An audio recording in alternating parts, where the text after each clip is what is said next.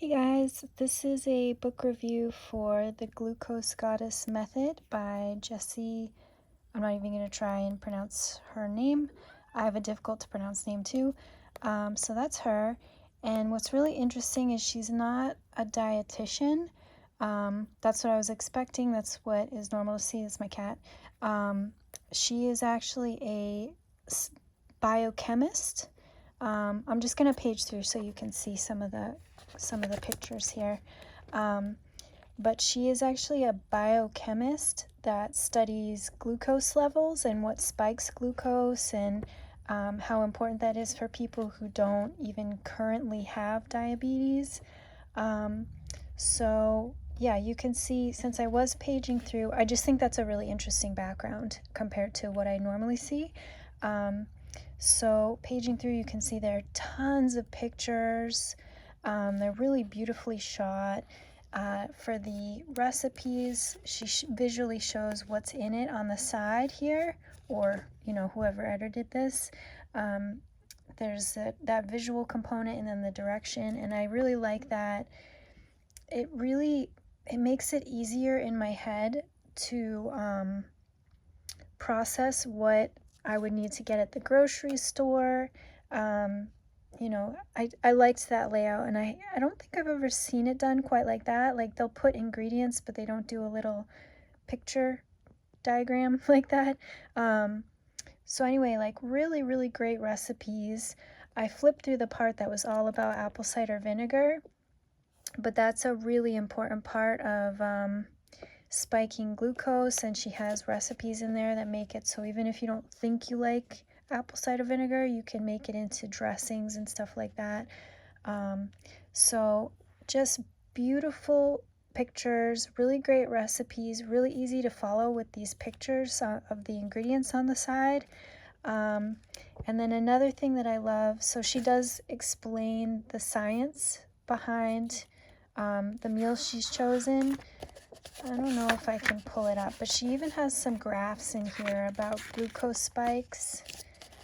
Well, I'll just say it's supposed to be a 4-week program. You can start everything at once, but she wants you to have a savory breakfast, some apple cider vinegar or vinegar in general, a veggie starter, so having some veggies before your main meal, and then moving. And the way she she's doing these different weeks, it's all about just start the first week just having savory breakfast. So and then add in the next thing the next week, and then add in the next thing the next week. It's meant to make it easier. Instead of trying to do everything at once, you're just building a habit for a week and then layering on a new habit, and that's a little bit easier. And I think that's a really good point for making it easy to follow her method. I don't know if I can find a graph immediately, but there are graphs in here. And the other thing I wanted to show you is there are desserts. She does include some things with sugar in it. So there's some sugar there. So what's really cool about her method is that you don't really have to give anything up. Like, that's some white rice there. It's not that you can't have carbs and you can't have sugar, but you have to follow her method where you're not having sugar for breakfast and you're having some vegetables first and then having dessert. I don't know. I don't need to like tell you the entire book. Oh yeah, there's a graph. So that's from her research, or research from the field she's in, of like what the glucose spikes are when you do this versus when you do that. I think this section was about a little bit of exercise after you eat.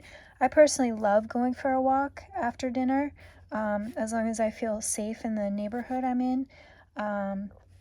So that just shows, yeah, 10-minute walk, how that changes the spike. So this review is getting lengthy, but there's a lot of very interesting info in here that I have never come across in cookbook from a dietitian before, because she has that different background, and that different background is encouraging a method that I haven't really encountered before or had spelled out to me, even though it does kind of like align with a lot of like European style eating where you have dessert at the end. They use a lot of vinegar in European foods. Right. My dad was from Italy, so I'm just thinking about like his traditional way of eating versus what she's recommending. And in that